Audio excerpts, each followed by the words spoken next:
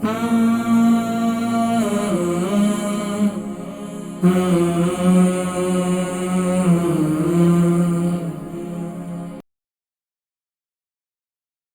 خواتین، وہ بچے، وہ نوجوان جن کے چہروں پر دانے ہو چکے ہیں، اگر تو دانے ایسے ہیں کہ وہ زخم ہیں تو وہ بھی اس کا بھی ماشاءاللہ علاج موجود ہے۔ اگر صرف اور صرف چہرے پر کیل اور مہاسے ہیں، یعنی کہ آپ نے دیکھو بلیک ڈاٹس ہو جاتے ہیں، اور اسی طریقے سے بعض کے چہرے کے جو ہے مسام کھلے رہتے ہیں، اب ہر ایک کا مختلف طریقہ علاج ہے، لیکن جنرلی طور پر میں چہرے کا کسی کے چہرے پر کوئی دانے نہیں ہے، کچھ بھی نہیں ہے، لیکن اپنے چہرے کو صاف ستھرا رکھنا چاہتے ہیں، کوئی مذائقہ نہیں ہے، اور ایسا نیت یہ ہے کہ سبحان اللہ کہ لوگ مجھے دیکھ کر اسلام کی طرف آئیں گے، دین کی طرف آئیں گے، چہرہ خوبصورت ہوگا تو سبحان اللہ دین کی دعوت کی ظاہری بات ایک پریزنٹیشن ہے، اچھی پریزنٹیشن ہوگی تو یقیناً جو ہے سارے معاملات بھی پھر اس کے اثرات سامنے ہوتے ہیں۔ تو بہرحال ناظرین کرام اس کے علاج کی جانب بڑھتے ہیں۔ یہ کچھ تنقیدی جائزہ میں نے اس لیے پیش کیا کہ ہمیں ان پہلوؤں پر بھی غور کرنے کی ضرورت ہے کہ ہم کھاتے کیا ہیں، اس کے ساتھ ساتھ پیتے کیا ہیں، اس پر بھی غور کرنے کی ضرورت ہے۔ خاص طور پر چہرے پر دانے اور چہرہ پر رونق کرنے کے لیے ہمیں اچھی غذا کے ساتھ ساتھ ہمیں پانی کا استعمال زیادہ کرنا چاہیے۔ وہ لوگ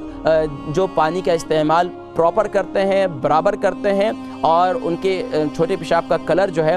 وہ یعنی کہ درمیانہ رہتا ہے، نہ یلو ہوتا ہے نہ وائٹ ہوتا ہے، درمیانہ کلر ہوتا ہے، تو یہ اس بات کی علامت ہے کہ ان کے کڈنی جو ہے اس کا فنکشن ٹھیک ہے، اور وہ ان کے کڈنی صحیح کام کر رہے ہیں، اور اس کے اثرات پھر چہرے پر سامنے آتے ہیں۔ تو پانی کا استعمال زیادہ سے زیادہ کریں۔ اب آئیے ناظرین کرام طب نبوی صلی اللہ علیہ وسلم میں اس کا علاج کیا ہے، اور پھر انشاءاللہ عزیز آپ کی کالز کی جانب بھی بڑھیں گے، لیکن ساتھ ساتھ ہم جو ہے پہلے اس کا علاج کا ذکر کرتے ہیں۔ علاج یقیناً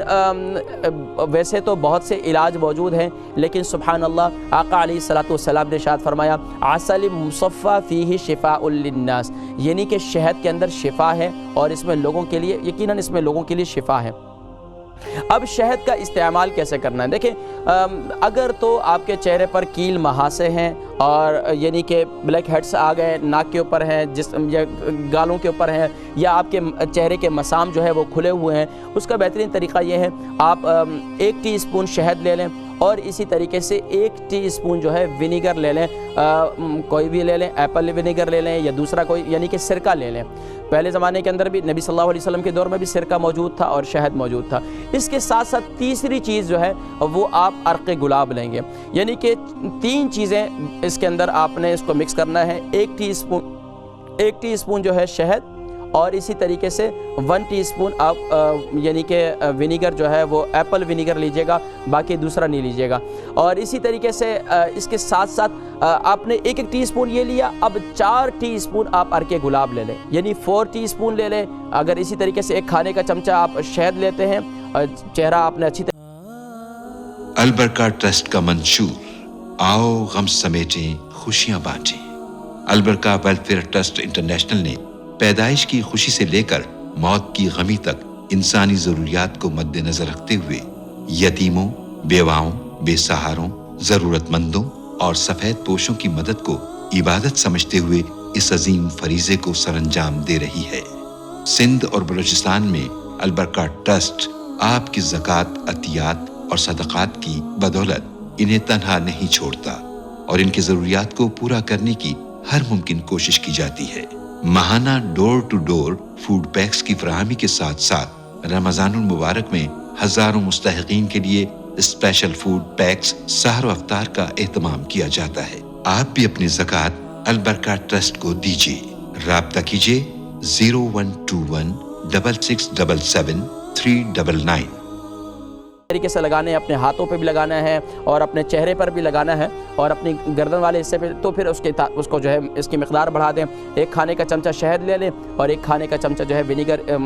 یعنی کہ ایپل ونیگر لے لیں، یا کوئی بھی فروٹ والا جو ہے سرکہ وہ لے لیں، اور اسی طریقے سے پھر 4 کھانے کے چمچے، یعنی کہ 4